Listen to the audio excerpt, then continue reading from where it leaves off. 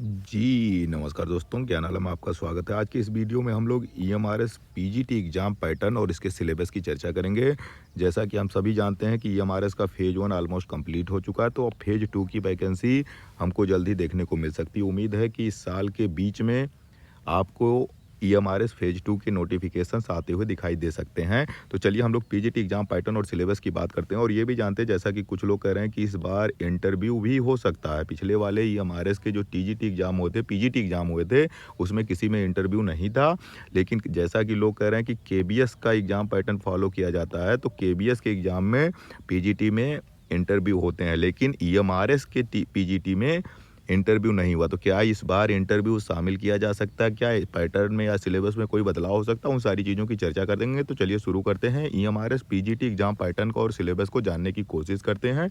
ये 2023 वाला नोटिफिकेशन है, जो official notification national education society for tribal student nest द्वारा जारी किया गया था। ईएमआरएस पीजीटी सिलेबस और पैटर्न के संबंध में वही है, ये ऑफिशियल है। तो हम इसके, जैसा कि हम सभी जानते हैं, पीजीटी का कोई भी सब्जेक्ट हो, उस सब का एग्ज़ाम पैटर्न सेम होगा। पूरे पेपर को 6 पार्ट में बांट दिया गया है। एग्ज़ाम आपका ऑफलाइन हुआ था पिछली बार, इस साल भी ऑफलाइन ही होंगे। पूरा ऑब्जेक्टिव था, एमसीक्यू टाइप के क्वेश्चन पूछे गए हैं। क्वेश्चन की बात करें तो क्वेश्चन पूछे जाते हैं, 130 क्वेश्चन पूछा जाता है मेन। 130 क्वेश्चन, एक क्वेश्चन 1 नंबर का होता है। इस तरह से टोटल क्वेश्चन हो जाते हैं 130 और 130 नंबर का क्वेश्चन हो पूरा पेपर हो जाता है। दूसरा पार्ट इसका है लैंग्वेज कॉम्पिटेंसी, यानी भाषा दक्षता टेस्ट होता है। 20 नंबर का ये पूछा जाता है, लेकिन इसकी खास बात ही ये 20 नंबर आपके कट ऑफ में नहीं जुड़ते हैं। ये सिर्फ क्वालिफाइंग नेचर है, मतलब आपको इसको क्वालिफाई करना होता है। मिनिमम 40% इसमें आपको लाना पड़ता है। 2 भाषा इसमें है, एक है हिंदी, 10 क्वेश्चन हिंदी का पूछा जाता है और 10 क्वेश्चन इंग्लिश में पूछा जाता है। दोनों को अलग अलग क्वालिफाई करना होता है, यानी मिनिमम 40% आपको हिंदी में लाना, मिनिमम 40% इंग्लिश में लाना, यानी 10 में से 4 क्वेश्चन आपके सही होने चाहिए। इसी तरह से 10 में से 4 क्वेश्चन इंग्लिश में सही होने चाहिए, कोई गलत नहीं होना चाहिए, क्योंकि निगेटिव मार्किंग है। निगेटिव मार्किंग है 0.25 अंक का, मतलब अगर आप कोई क्वेश्चन गलत करेंगे तो आपके 0.25 अंक काट लिए जाएंगे। निगेटिव मार्किंग मेन पेपर में भी है और भाषा वाले पार्ट में भी निगेटिव मार्किंग है। टोटल जो समय आपको दिया जाएगा, पूरा पेपर होता है 3 घंटे का, कोई अलग इसमें अलग से टाइम नहीं होता। पूरा पेपर जो है 3 घंटे का होता है। 3 घंटे में आपको 150 क्वेश्चन सॉल्व करने होते हैं, हल करने होते हैं।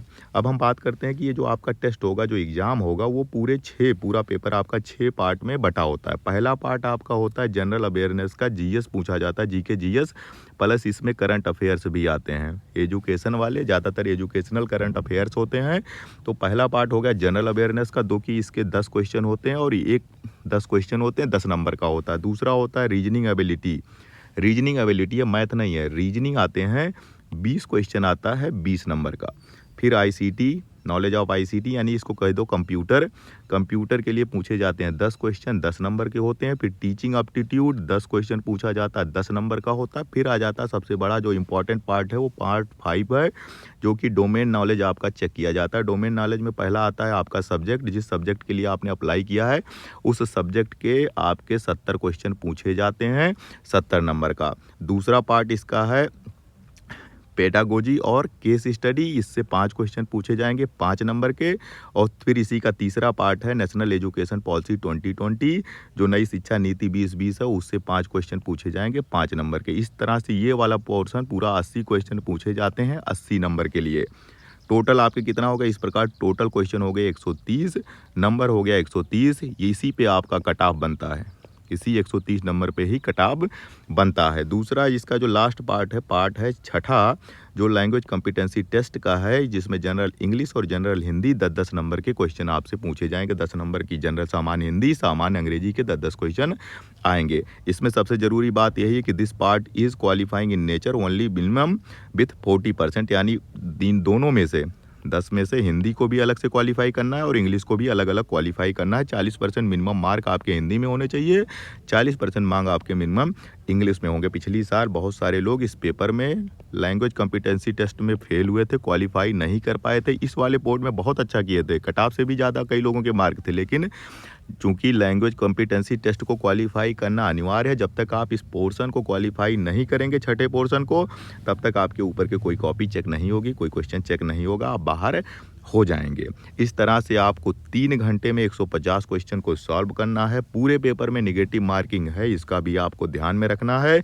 अब बात करते हैं सिलेबस की। सिलेबस के लिए हमने लिंक दे रखा है कमेंट में भी और डिस्क्रिप्शन में भी। वहाँ से आपको जो ऑफिशियल पूरा सिलेबस है उसको आप डाउनलोड कर सकते हैं। विस्तार में आप जितने भी सिलेबस का जितना पोर्शन है वो आप सब लोग उससे डाउनलोड कर सकते हैं। अब रही बात कि क्या इस साल इंटरव्यू भी हो सकता है, साक्षात्कार भी हो सकता है पीजीटी में, तो ऐसी कोई इन्फॉर्मेशन ना तो ऑफिशियल है ना तो अनऑफिशियल है, लेकिन एक कयास लोग लगा रहे हैं कि केबीएस में इंटरव्यू होते हैं पीजीटी में, तो हो सकता है कि ईएमआरएस के पीजीटी में भी इस साल साक्षात्कार कर लें। वो अलग बात है, हो ना हो उसके लिए आप छोड़ दीजिए, आपको तैयारी करनी है। ये वाला पोर्शन इसमें कोई चेंज होने की उम्मीद नहीं है। यही पैटर्न रहेगा, यही सिलेबस रहेगा फेज़ 2 के लिए। फेज़ 2 आपको इस साल के बीच में देखने को मिल सकता है। उम्मीद इसकी है, प्रबल उम्मीद है, तो आप इस हिसाब से अपनी तैयारी शुरू कर दीजिए, क्योंकि बड़ा सिलेबस है, लंबा सिलेबस है, पैटर्न बहुत सिलेबस हो। कट ऑफ पिछली साल बहुत ज़्यादा हाई गया था, तो आपको इस साल से ही अभी से ही तैयारी शुरू कर देनी चाहिए, लग जानी चाहिए।